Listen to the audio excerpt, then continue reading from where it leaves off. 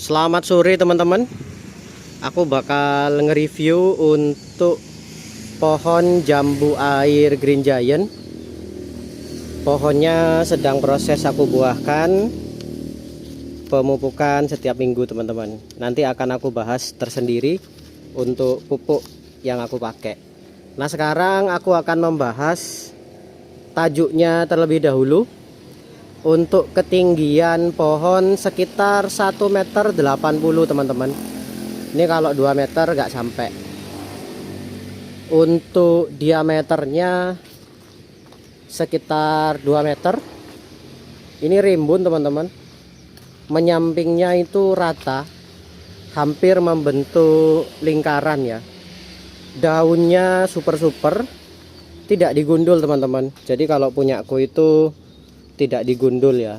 Untuk 3 tahun sebelumnya aku sudah pernah nyoba juga untuk model digundul, ternyata kurang cocok di aku teman-teman. Tiap orang memang stylenya beda-beda ya. Nah, ini sudah hampir muter secara keseluruhan seperti ini teman-teman. Ini tajuknya menurut aku sudah sangat bagus, rimbun juga.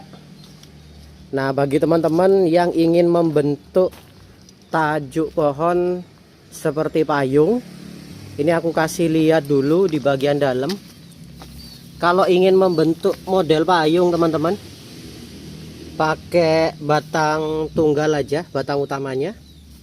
Jadi dari bawah sisakan satu sampai ketinggian sekitar 1,20 meter ini teman-teman, atau 1 meteran lah ya. Jadi nanti percabangannya baru buka di atas 1 meter teman-teman. Ketika sudah di atas 1 meter, baru percabangan ini nanti teman-teman tarik ke berbagai sisi. Perlu teman-teman ketahui kenapa ini kok banyak semutnya. Ini bukan karena nggak pernah dirawat, bukan juga karena daun yang terlalu rimbun. Tapi di sebelah jambu ini sebelumnya ada pohon mangga yang sangat besar, dan semua semut itu berasal dari sana teman-teman. Percabangan bagian dalam ini bersih ya. Daun-daunnya sudah aku buangin. Yang aku buangin itu biasanya daun pertama teman-teman. Karena daun pertama saat rubus itu biasanya kecil-kecil. Ini dari penampakan bagian bawah ya. Kalau mau nyemprot itu juga mudah teman-teman. Sprayernya mudah masuk ke bagian bawah, gampang juga ya. Ini bagus ini. Lama proses pembentukannya teman-teman, harus bersabar. Mantap ya. Untuk batang utama sekitar apa ya, lengan orang dewasa ini, bahkan lebih. Akan aku coba perlihatkan percabangan dari sudut atas teman-teman. Lah, itu percabangannya sudah ke berbagai sisi ya. Tapi sekali lagi, yang bagian dekat percabangan utama dan sekunder itu bersih ya teman-teman ya, bebas dari daun-daun. Itu percabangannya cakep-cakep, gemuk-gemuk. Batangnya baru mulai berwarna coklat teman-teman, sebelumnya masih hijau. Nah, ini sekarang proses penarikan percabangan tersier teman-teman. Ini mau aku buahkan meskipun di musim hujan. Ini teman-teman ada yang nanya juga, Bang, berapa senti percabangan tersier itu? Batang utama kan cuma satu.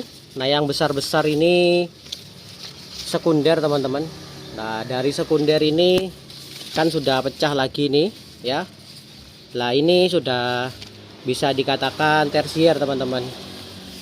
Bang, kalau yang lebih kecil lagi namanya apa? Yaitu subtersiernya teman-teman.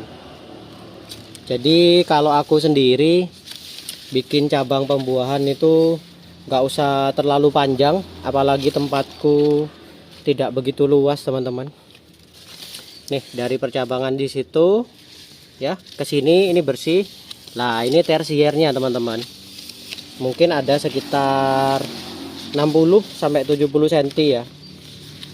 Ini pertumbuhan sudah dihentikan, setiap minggu membuang tunas muda seperti ini teman-teman, karena memang sekarang akan fokus di pembuahan, bukan lagi di pembentukan percabangan. Ini aku kasih contoh dulu yang lebih gampang untuk contoh percabangannya. Nah yang ini nih, ini batang utama teman-teman, ke atas dulu. Lah batang utama ini pecah lagi. Kalau besar seperti ini masih sekunder teman-teman. Nah dari sekunder ini dari sekunder sudah mulai pecah lagi, bentuk tersier. Pecah lagi ya, bentuk tersier. Ini sudah banyak tersiernya teman-teman. Tersier kalau sudah tua, sudah kokoh, itu gampang berbuahnya.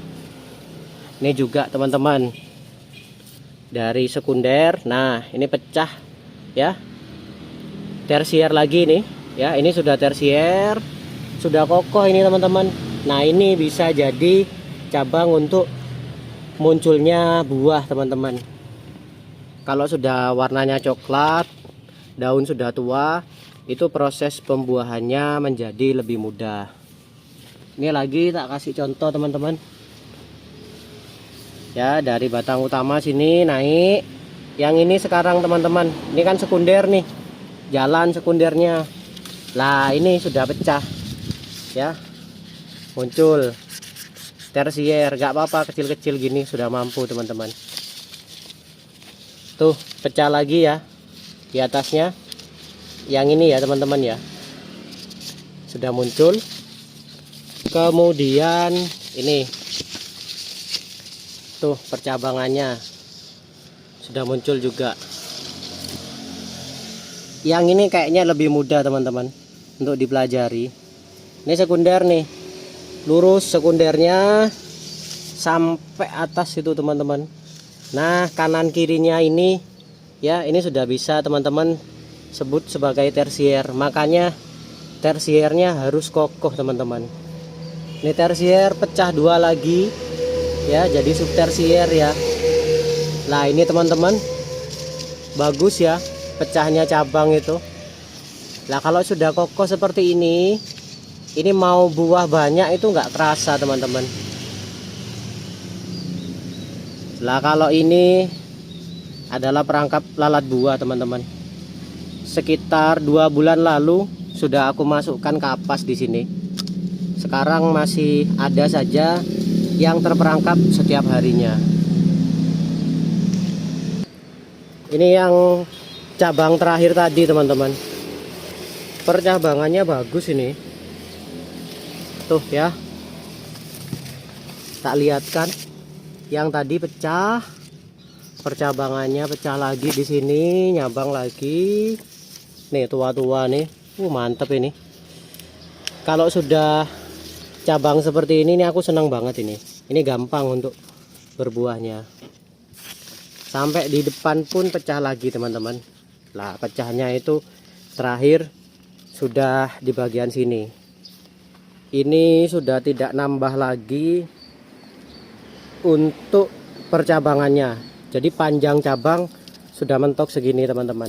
Lah sekarang tugasnya ngapain? Tinggal menunggu cabang ini tua dan berbunga teman-teman. Nah dalam prosesnya pupuknya aku ngasih 1 minggu 1 kali. Kemudian pembuangan tunas muda harus rutin teman-teman, seperti ini, wajib ini. Jadi hampir 1 minggu sekali pasti aku buang untuk tunas mudanya teman-teman. Itu sekali lagi percabangannya bagus, rapi ke kanan dan ke kiri. Tersiernya, sekundernya, batang utama sudah jelas teman-teman. Ini mantep ya. Semoga yang aku jelaskan ini, yang aku contohin bisa bermanfaat dan menjadi referensi untuk teman-teman.